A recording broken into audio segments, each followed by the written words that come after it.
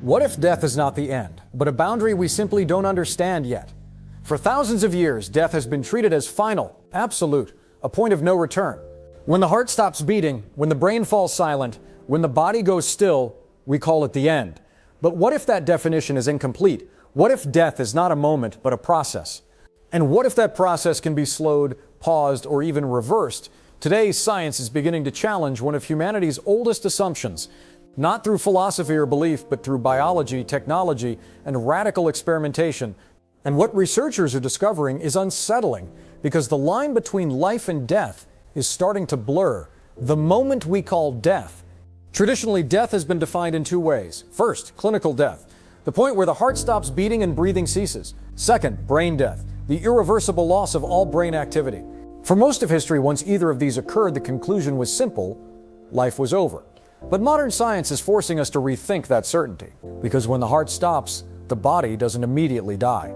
Cells continue functioning, chemical processes keep running. Some parts of the body remain alive, sometimes for minutes, sometimes for hours. In other words, death is not instantaneous. It unfolds, and if it unfolds, it might be interrupted. Reversing the first barrier, cardiac arrest, was once a guaranteed death sentence. Today, it's often survivable. CPR defibrillators and advanced emergency medicine can restart the heart even after several minutes without a pulse. People who were clinically dead are now routinely brought back. This alone changes everything, because it proves something fundamental. Death is not always permanent. It can be delayed, it can be reversed, at least in its early stages. But what happens when we push beyond those limits? The race against time. The biggest challenge in reversing death is not restarting the heart, it's protecting the brain. Brain cells begin to suffer damage within minutes of oxygen loss. After about 5 to 10 minutes, that damage can become irreversible. But scientists are working to extend that window. One approach involves cooling the body, dramatically lowering its temperature to slow cellular activity. This technique, known as therapeutic hypothermia, can preserve brain function long enough for doctors to repair the body. In some experimental procedures, patients are cooled to near-death states, essentially placing them in suspended animation. Their metabolism slows, their cells require less oxygen, time stretches, and in that stretched time, survival becomes possible.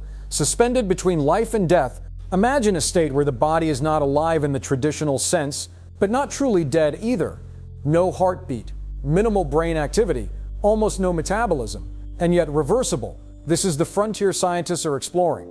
Experimental preservation methods aim to pause biological function, preventing decay while maintaining the possibility of revival. In trauma cases, researchers have tested emergency preservation techniques, cooling patients rapidly after severe injury to buy surgeons time. The result? Patients who would have died survived, not because they were healed instantly, but because time itself was slowed. The cellular perspective. To understand how death might be reversed, we need to look deeper at the level of cells. Cells don't die all at once. Different tissues break down at different rates. Skin cells can survive hours after death. Muscle cells last longer. Some brain cells may remain viable under the right conditions. This staggered shutdown suggests something profound. Death is not a single event, it's a cascade. And if you can interrupt that cascade early enough, you might stop it, or even reverse it. Bringing cells back in recent experiments, scientists have demonstrated something extraordinary. Cells in certain organs can regain function hours after circulation has stopped. In controlled environments, researchers have restored activity in tissues that were once considered permanently lost. This doesn't mean the entire organism comes back to life, but it shows that biological systems are more resilient than we thought. The machinery of life doesn't immediately disappear. It lingers, waiting. The brain, the final frontier reversing death, ultimately comes down to one question. Can the brain be preserved or restored? Because the brain is not just an organ, it is identity, memory, consciousness, everything that makes a person who they are. Some experiments have shown partial restoration of brain activity in animal models after death-like conditions. Not consciousness, not awareness. But cellular activity, neurons firing again, circuits showing signs of life. This is controversial, and it raises deep ethical questions. But scientifically, it reveals something undeniable. The brain may not shut down as completely or as permanently as we once believed. Redefining death. If a heart can be restarted, if cells can recover, if brain activity can return under certain conditions, then what is death? Is it the moment when systems stop or the moment when recovery becomes impossible? And how do we define impossible when technology keeps changing the answer? In the past, someone without a heartbeat was considered dead. Today, that same person might be saved. In the future, the threshold could move even further. Death may not disappear, but its definition may evolve. The edge of possibility. The edge of possibility. Right now, true reversal of death, bringing someone back long after complete shutdown, is still beyond our reach. There are limits we cannot cross, at least not yet. But every breakthrough expands what's possible. Longer survival windows, better preservation, more advanced resuscitation. Each step pushes the boundary outward, and with each step the question becomes harder to ignore. Where does life actually end? The ethical divide. As science advances, it doesn't just create possibilities, it creates dilemma. If we can extend life indefinitely, should we?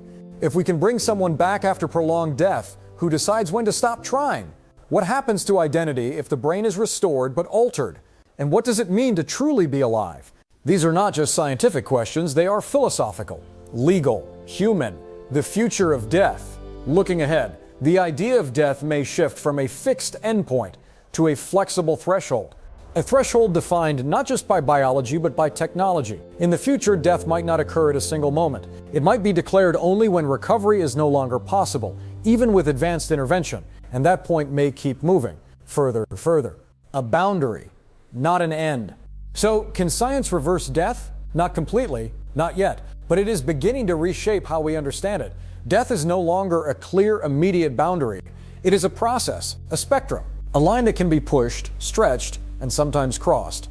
And as our understanding deepens, one thing becomes clear: the end of life may not be as absolute as we once believed.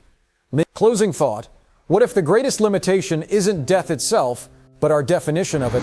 Because if science continues to advance, the question may no longer be, can we reverse death? But instead, how far are we willing to go to redefine it?